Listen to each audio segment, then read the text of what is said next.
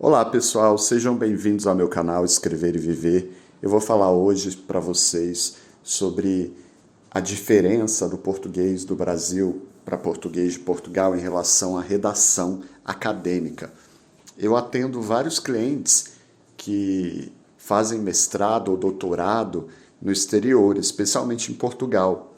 E quando eles chegam até mim, a gente sempre tem uma conversa muito interessante sobre as modalidades, as variações do português em relação ao Brasil e até a respeito das diferenças linguísticas entre português do Brasil, de Portugal e de outros países que fazem parte da CPLP, que é o grupo de países que fala português. A questão não é tão simples quanto parece, gente. Eu vou explicar para vocês. Inclusive no Brasil teve uma juíza que pediu a tradução de um documento em um processo. Esse documento parece, se eu não me engano, agora oriundo de Cabo Verde.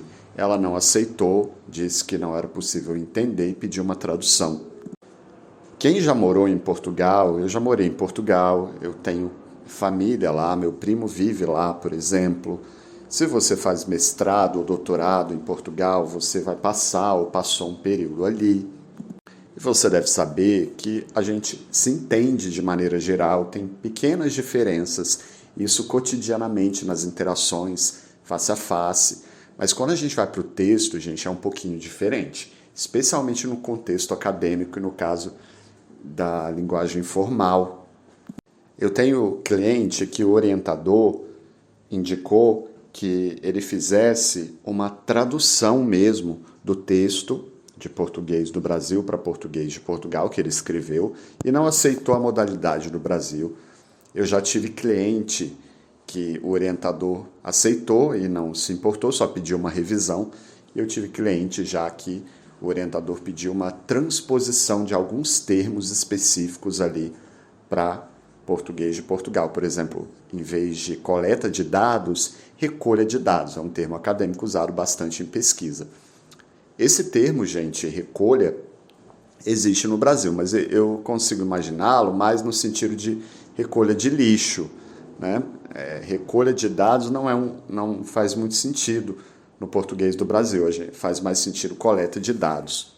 Existem diferenças em relação ao português do Brasil em nível vocabular, em nível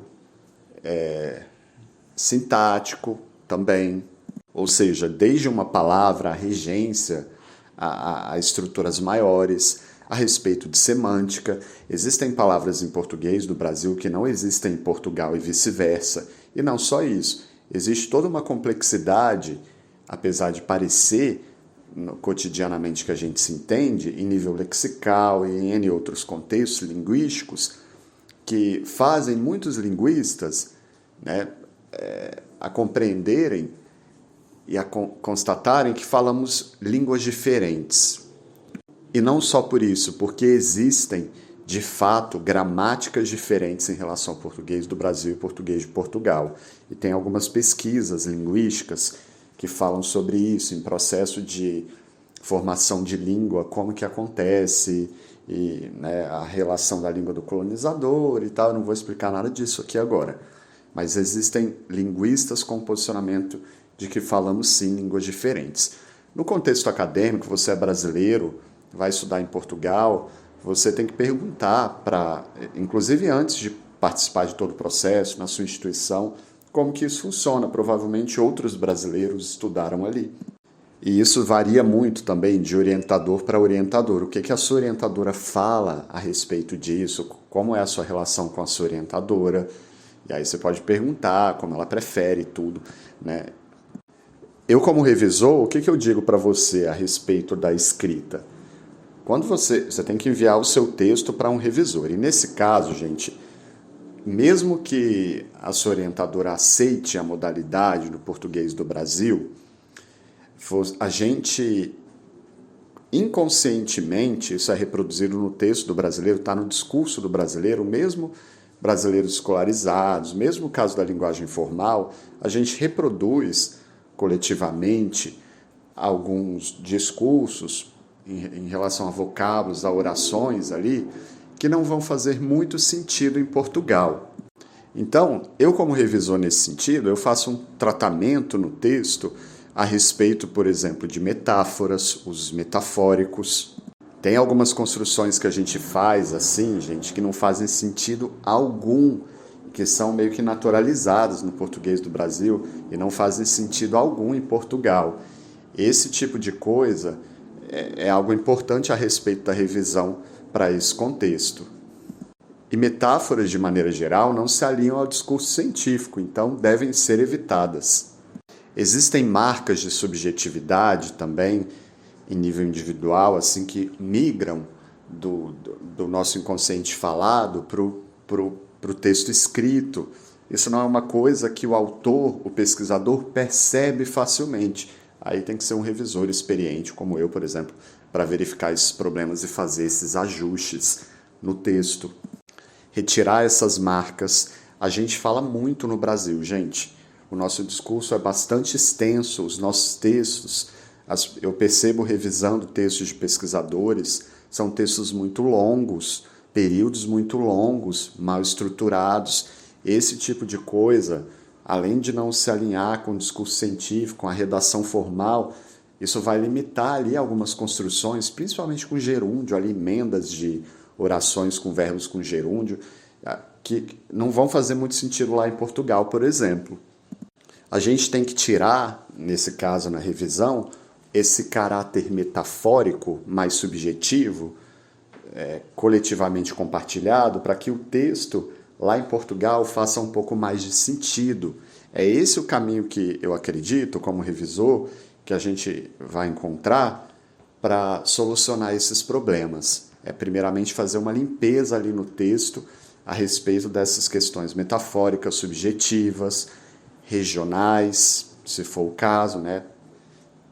E aí a gente pode ir para um outro nível mais específico, vocabulário de termos que não existem no Brasil, que a gente vai precisar usar outro termo em Portugal mesmo para um contexto mais geral, principalmente acadêmico, e a maneira de se dizer alguma coisa, de se construir ali uma oração, né? Então, o revisor tem que estar atento a essas questões. Quando você enviar o texto para um revisor nesse contexto de mestrado, doutorado em Portugal, você tem que considerar essas questões. Não é simplesmente pedir para o revisor fazer uma revisão, gente, porque estamos em contextos ali diferentes. Existem vários níveis na língua, vocabular, morfológico, semântico, contextual. E esse cuidado, esses detalhes aqui que eu estou dizendo para você, são importantíssimos para que haja fluidez e para que o texto ele consiga atingir ali a função dele naquele contexto, que é um contexto internacional. Eu não chego a falar em tradução, mas eu disse aqui para vocês que alguns linguistas falam. Isso vai depender também da rigidez que o orientador observar essas questões do que ele quer, né? Não é uma coisa assim, o revisor faz aí, entendeu? Você tem que conversar com o seu orientador e verificar o que ele quer, verificar esse contexto linguístico ali, como o português do Brasil se insere nesse contexto.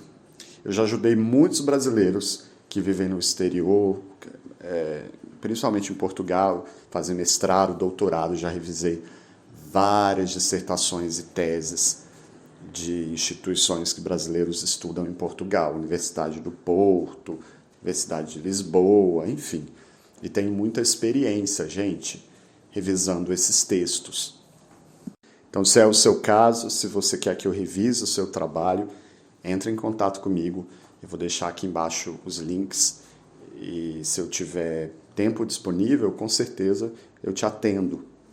Mas, primeiramente, antes de você entrar em contato comigo, pergunta para o seu orientador ou na sua instituição, no seu programa de pós-graduação, essas questões. Eles provavelmente já vão ter ali uma orientação para alunos estrangeiros nesse caso. E aí você me passa essas informações e vai depender também da liberdade ali que o seu orientador te dá, da sua percepção do seu próprio texto. A gente conversa, chega em um acordo e eu inicio a revisão. E vai ser um prazer atendê-lo, atendê-la, tá bom? Um grande abraço a todos, gente. Os meus contatos estão aqui embaixo. Tchau, tchau.